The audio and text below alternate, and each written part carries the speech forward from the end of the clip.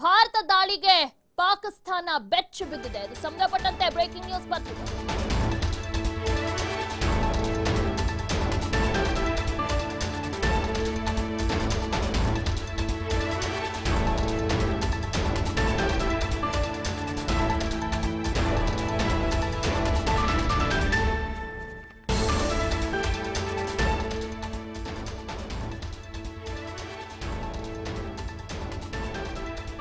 ಬಿದ್ದಿದೆ. ಪಾಕ್ನ ಎಲ್ಲಾ ಸರ್ಕಾರಿ ಇಲಾಖೆಗಳಿಗೆ ನೋಟಿಸ್ ನೀಡಲಾಗಿದೆ.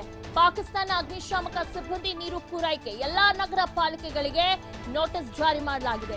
ಎಲ್ಲಾ ರೀತಿಯಲ್ಲೂ ಸರ್ವಸನ್ನದ್ಧಾಗಿರುವಂತೆ ಈಗಾಗಲೇ ಸೂಚನೆ ನೀಡಲಾಗಿದೆ. ಪಾಕ್ ಗಡಿ ಭಾಗದಲ್ಲಿ ಆಂತರಿಕ ತುರ್ತು ಪರಿಸ್ಥಿತಿ ಘೋಷಣೆ ಮಾಡಿದ್ದಾರೆ. LOC ಪಾಕ್ ಆಕ್ರಮಿತ ಕಾಶ್ಮೀರದಲ್ಲಿ ಈಗ ಹೈ ಅಲರ್ಟ್ ಅನ್ನು ಕೂಡ ಘೋಷಣೆ ಮಾಡಿದ್ದಾರೆ.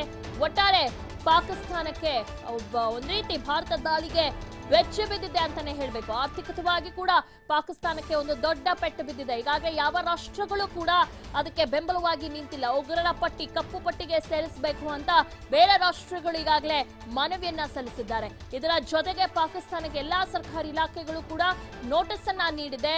ಭಯದ ವಾತಾವರಣ ನಿರ್ಮಾಣವಾಗಿದೆ ಪಾಕಿಸ್ತಾನದಲ್ಲಿ. ಪಾಕಿಸ್ತಾನದ ಅಗ್ನಿಶಾಮಕ ಸಿಬ್ಬಂದಿ ನೀರು ಪೂರೈಕೆ ಎಲ್ಲಾ ನಗರ ಪಾಲಿಕೆಗಳಿಗೆ ನೋಟಿಸ್ ಅನ್ನ ಜಾರಿ ಮಾಡಿದೆ. ಎಲ್ಲಾ ರೀತಿಯಲ್ಲೂ ನೀವು ಸರ್ವಸನ್ನದ್ಧರಾಗಿರುವಂತೆ ಈಗಾಗಲೇ ಸೂಚನೆಯನ್ನ ನೀಡಿದ್ದಾರೆ. ಪಾಕ್ ಅದು ಗಡಿ ಭಾಗಗಳಲ್ಲಿ ಆಂತರಿಕ ತುರ್ತು ಪರಿಸ್ಥಿತಿಯನ್ನು ಕೂಡ ಈಗಾಗಲೇ ಘೋಷಣೆ ಮಾಡಿದ್ದಾರೆ.